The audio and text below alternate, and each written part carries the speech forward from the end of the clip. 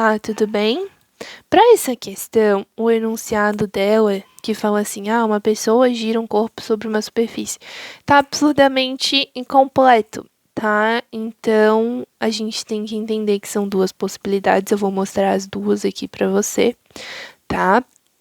Então, aqui, ó, a primeira é assim, ó, é como se você segurasse, ó, vamos dizer que a ponta da caneta é a bolinha que eu vou girar, né?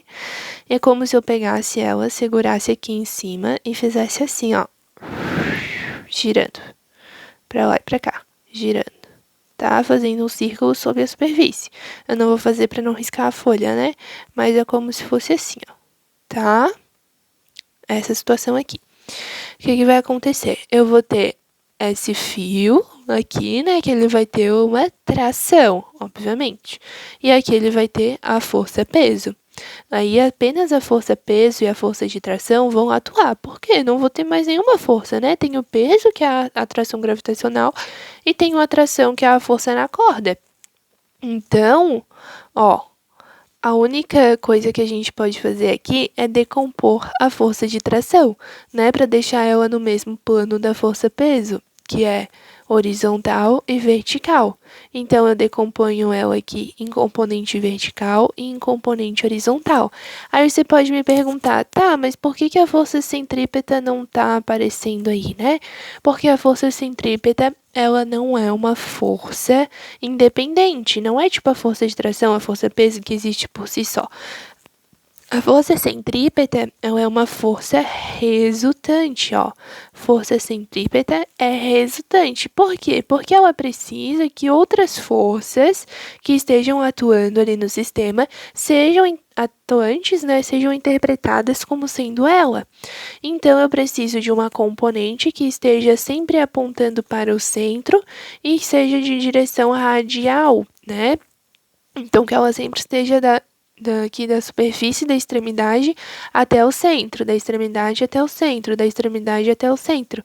E isso nada mais é do que a componente horizontal da tração. Veja que ela está aqui. Aí nesse fio, né, ela estaria para cá.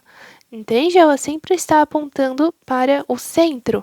Logo, eu posso afirmar que o TY, que é a componente vertical, é igual ao peso, porque não tem nenhuma aceleração assim, e o TX é igual à força centrípeta, tá? Ó, o que eu fiz aqui para você. A soma vetorial entre o peso e a tração tem que ser igual à força centrípeta. Ah, mas é só somar os valores? Não, a soma vetorial, igual a gente aprende lá na soma de vetores, tá? Então, se você fizer a soma vetorial de tração e peso, como a gente pode fazer pela decomposição de vetores, que é o que a gente está fazendo aqui, a gente tem que ter a força centrípeta como resultante. Por quê? Porque a força centrípeta, ela obrigatoriamente vai precisar existir, que é um movimento circular, e além disso, ela não é própria, ela precisa ser formada pela resultante das forças que estão ali, né, atuando nesse movimento. Então, eu já sei que TY é igual ao peso, e agora eu posso calcular só o TX, que é a força centrípeta. Então, disse que a tração faz um ângulo alfa com a horizontal. Então, eu tenho que entre a tração e entre o TX, eu tenho o ângulo alfa. Agora, se eu empurro esse TY um pouquinho para cá, eu consigo fazer um triângulo retângulo, ó. TY, tração e TX. Lembrando que a soma vetorial das duas componentes, né, que são sempre perpendiculares entre si, é igual ao vetor que define elas. Então, TY mais TX é perpendicular, forma tração. O alfa se mantém. Se estava entre tração e TX, o alfa se mantém ali inalterado. Então, é só eu fazer assim, ó, cosseno de alfa é igual a cateta adjacente, que é TX, sobre a tração, que é T, que é a hipotenusa, né? Então, passo aqui multiplicando, Tx é igual a T vezes cosseno de alfa. E assim eu tenho que a força centrípeta é igual a T vezes cosseno de alfa. Aí a outra possibilidade seria assim, ó. É um corpo aqui e eu pegar e girar dessa forma aqui, ó. Com o corpo todo apoiado na superfície e eu girando dessa forma aqui.